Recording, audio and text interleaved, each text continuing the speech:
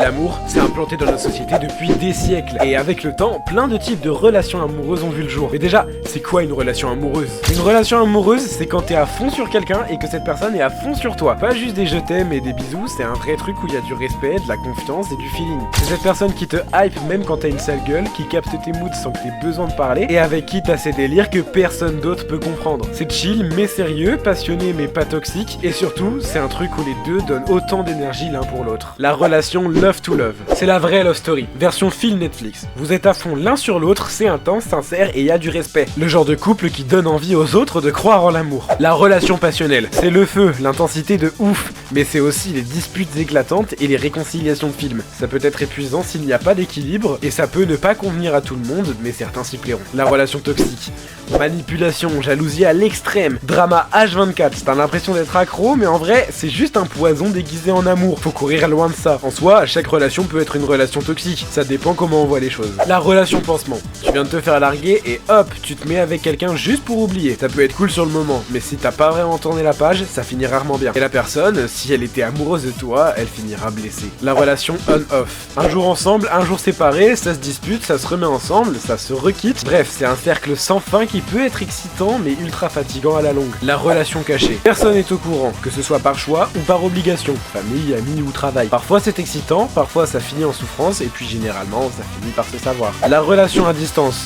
Vous vous aimez, mais il y a des kilomètres entre vous. C'est compliqué, il y a du manque, mais si c'est solide, ça peut tenir avec des efforts des deux côtés. Tout se joue sur la confiance, donc si t'es parano, c'est pas conseillé. La relation libre. Chacun fait sa vie tout en étant ensemble. Ça demande une confiance et une communication de fou, sinon ça peut vite partir en jalousie et en chaos. Après, ça dépend des gens, mais certains sont amoureux et veulent quand même avec d'autres personnes. Faut juste bien choisir son partenaire. Je vais maintenant vous faire écouter des témoignages de proches qui vont vous raconter ce qu'ils ont vécu ou ce qu'ils vivent en termes de relations amoureuses. Faut savoir que quand j'étais au collège, j'étais pas à fond sur l'amour, et des amis à moi voulaient me mettre avec un gars. Moi, étant naïve, j'avais accepté, histoire de voir s'il m'aimait vraiment, sauf que c'était la pire chose de ma vie. Les potes de ce mec me ridiculisaient souvent, car étant rousse, forcément j'étais vue comme la personne différente. Et un jour, l'un des potes de ce type vient me voir et me dit « Il ne t'aime pas, c'est chelou de sortir avec une fille rousse ». Conclusion, c'est pas la rupture qui m'a blessé, mais le fait que même encore maintenant, si tu es rousse, tu es un monstre aux yeux des autres. Au début, avec mon amoureux, tout allait bien. On s'entendait super bien, et on voyait la vie en rose. Vous voyez ?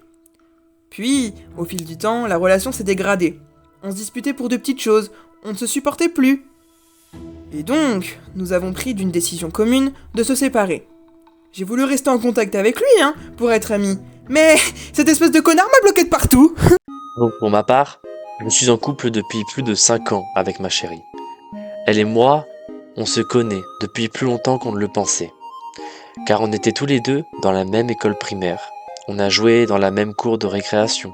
Et on a même été dans le même collège, sans même vraiment se connaître. Elle me regardait même jouer au handball depuis les tribunes, sans que ni elle ni moi ne nous connaissions. C'est comme si tout nous poussait à ce que l'on se rencontre, mais cela n'arrivait jamais. Finalement, on a fini par se découvrir vraiment par le biais de nos petites sœurs, qui étaient meilleures amies.